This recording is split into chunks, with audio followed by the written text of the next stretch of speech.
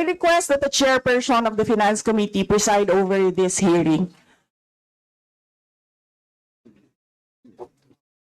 Madam Vice President, with due respect, you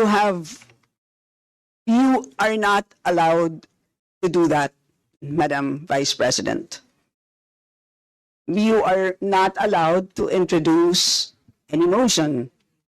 You are a research person in this Not- hearing, Madam President. I did Vice not move, President. ma'am. I requested, same as vein. your resource person, I requested So that the your request chairperson is of the denied, committee. Madam Vice President. Just please answer the question. The issue on confidential funds falls squarely within our discussion of your 2025 budget. Narinig mo yung sinabi?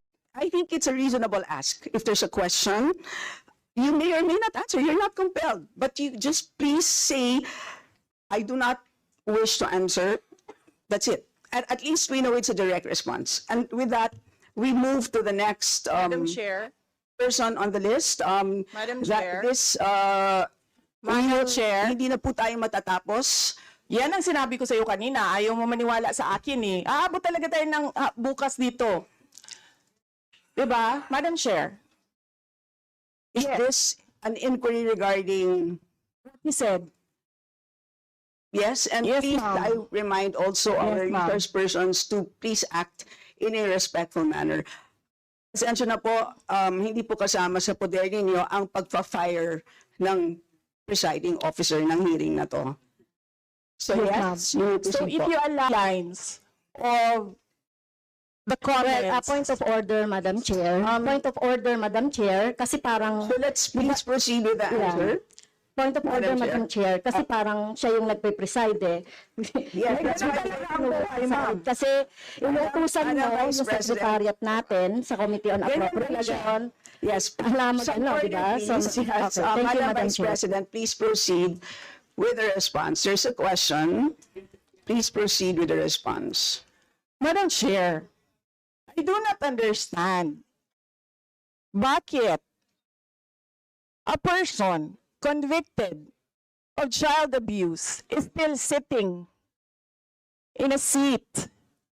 Point of Okay, order, Madam House of Chair. Ito yung sinasabi Representatives. natin na dinadivert ang usapan sa ating budget hearing. Kung nagawa po niya yan sa Senado, Madam Chair, dapat hindi natin yan pahintulutan dito sa Kamara. You allowed her a snide comment and then you will not allow Please, me? please wait. Answer po ba yes or no? Chair, perhaps my ears are not very clear, so I would like to find out if she answered yes, Madam Chair. And I will leave it to the House of Representatives I to do not decide on want the her to explain, Madam proposal Chair. as Madam presented. Chair, she has been answering the same answers since we started this query and this hearing.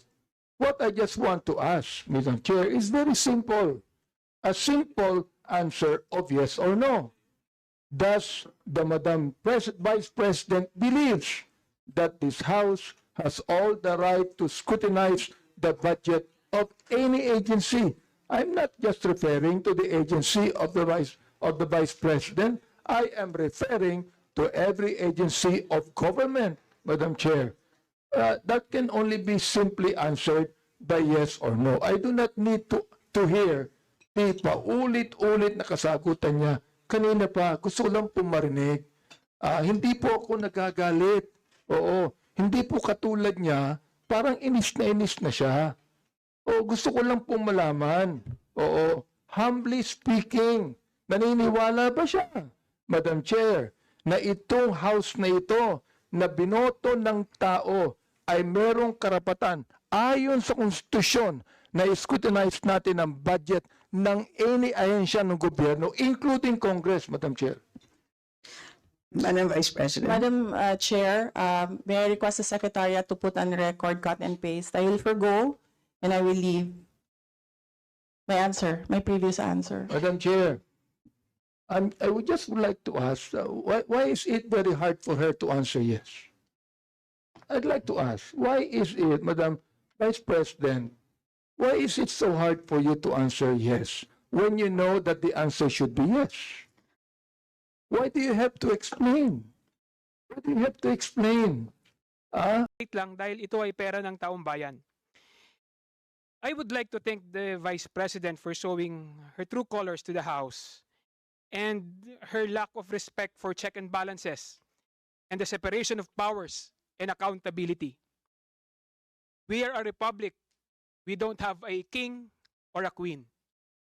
Now, Madam Chair, dahil hindi naman masagot ni VP Sara yung mga katanungan ng miyembro, may I move now to defer the hearing of the budget of the Office of the Vice President. I so move, Ms. Is Madam there Chair. any objection? Hearing none, same is approved.